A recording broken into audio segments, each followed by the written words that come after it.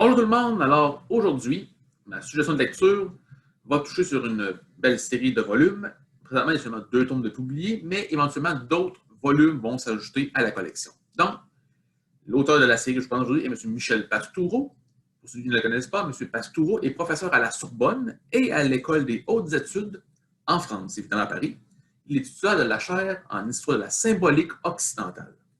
Donc, M. Pastoureau s'est beaucoup intéressé, entre autres, à l'histoire des couleurs. Ici, entre autres, à la bibliothèque, vous pourrez trouver des volumes sur le jaune, le rouge, le bleu, le noir. Donc, il fait un volume qui explique la signification des couleurs à travers les époques.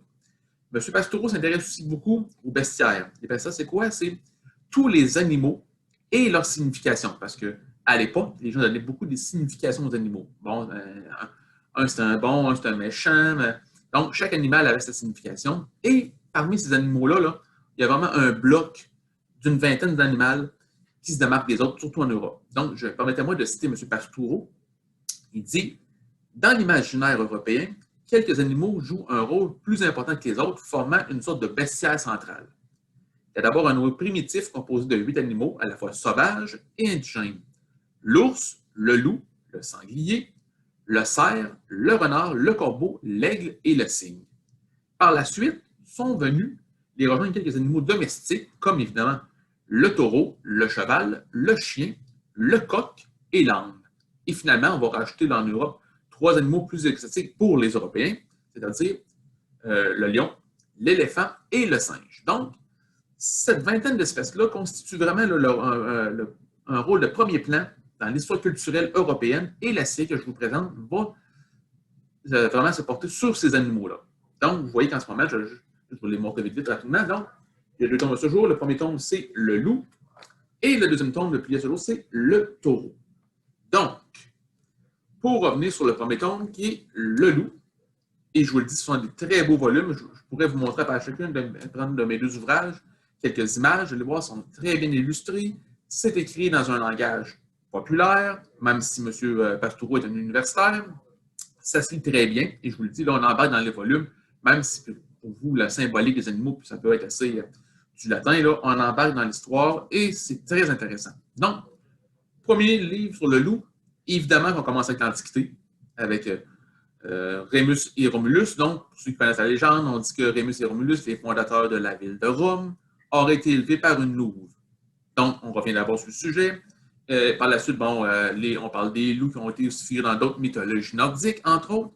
Et évidemment, on parle du côté plus sombre des loups. Hein. On parle les loups-garous, des méchants loups, les gens qui se transforment en loups. Bon, à l'époque médiévale, on avait beaucoup peur des loups-garous. Et cette peur des loups va se poursuivre aussi plus tard, à l'époque moderne. Qui a pas entendu parler de la bête du Gévaudan au 18e siècle, qui a fait des ravages dans les campagnes, même que le roi à l'époque avait engagé des soldats pour essayer de tuer cette bête-là et que les gens arrêtent d'avoir peur chez eux.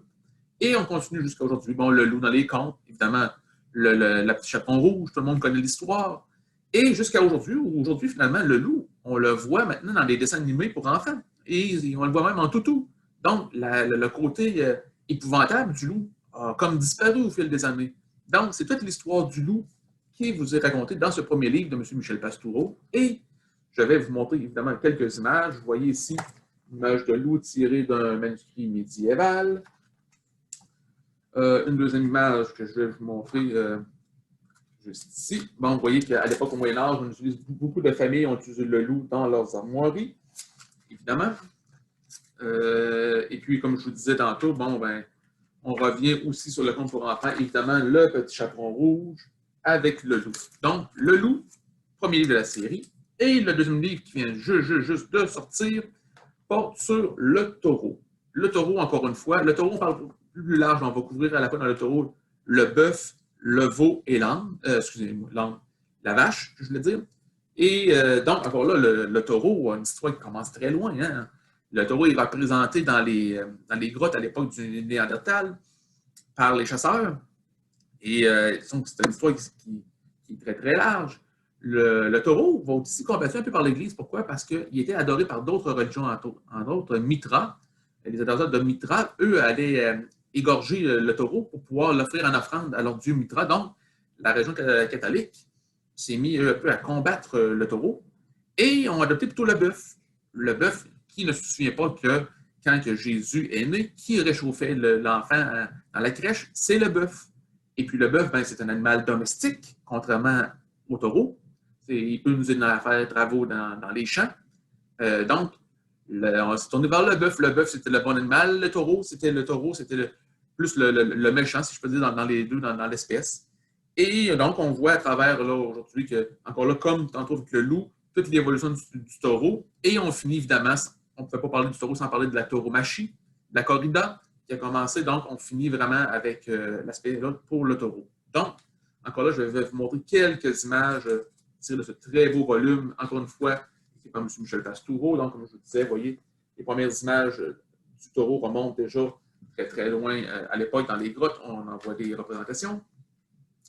Deuxième image ici, bon, évidemment, tout le monde se souvient du fameux Minotaure, la tête du taureau qui mange les gens dans son labyrinthe.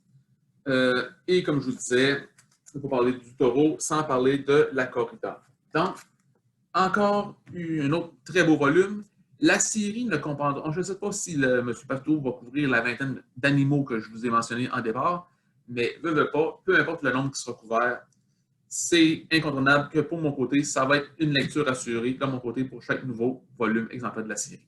Donc, je vous invite à aller lire Le Loup, le Taureau, écrit par M. Michel Pastoureau. Et sur ce, je vous souhaite une très bonne lecture et une bonne semaine.